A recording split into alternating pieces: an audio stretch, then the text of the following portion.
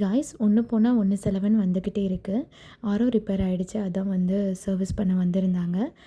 அமேசானில் packing material order போட்டிருந்தேன். அதான் டெலிவரி ஆயிருந்துச்சு. லாஸ்ட்டாக போட்ட நான் பேக்கிங் வீடியோ பார்த்துட்டு நாங்களும் லைவ் பிளான் சேல் பண்ணணும்னு நினைக்கிறோம். அதுக்கு என்ன ப்ரொசீஜர்னு சொல்லி கேட்டிருந்தீங்க.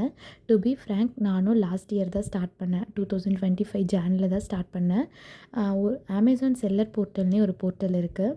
அதில் போய்ட்டு நம்ம டீட்டெயில்ஸ் கொடுத்து லாகின் பண்ணிவிட்டு பேக்கேஜ் பற்றி நம்ம டீட்டெயில்ஸ் கேட்கும். பேக்கேஜோட வெயிட் என்ன, நம்ம என்ன சேல் பண்ண போகிறோம், ப்ராப்பர் பேக்கேஜோட நம்மளோட மெட்டீரியலோட இமேஜ் அப்லோட் பண்ணுறது எல்லாமே இருக்கும்.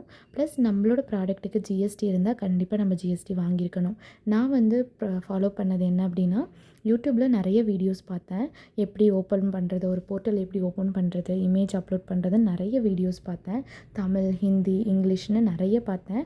அதே மாதிரி இருக்கவே இருக்காரு நம்ம தானே தலைவர் ChatGPT.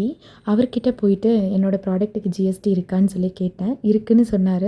உடனே ஒரு பக்கம் ஜிஎஸ்டிக்கான ப்ரொசீஜர் போயிட்டு இருந்துச்சு. இன்னொரு பக்கம் அமேசானில் நான் போர்ட்டலில் ஒவ்வொரு இமேஜ் அப்லோட் பண்ணுறது, டீட்டெயில்ஸ் அப்லோட் பண்ணுறதுன்னு பண்ணிக்கிட்டு இருந்தேன். To be frank 4 to 5 months நான் ஓப்பன் பண்ணி எனக்கு எந்த ஆர்டருமே வரல. அப்புறம் கொஞ்சம் கொஞ்சமாக தான் வர ஆரம்பிச்சிச்சு. எத்தனையோ நாட்கள் மாதக்கணக்கில் ஆர்டர் வராமையும் இருந்திருக்கு. ஆனால் ஆஸ் அ ஹவுஸ் ஒய்ஃபாக நான் ஒரு மைண்ட் செட் ஃபிக்ஸ் பண்ணிக்கிட்டேன். கண்டிப்பாக நம்ம ஜெயிச்சிட்டோன்னா யாருமே எதுவுமே சொல்ல மாட்டாங்க. ஆனால் தோற்றுட்டோம் அவ்வளோதான், ஒன்றுமே தெரியாதுன்னு மூலையில் ஓரமாக உட்கார வச்சுருவாங்க.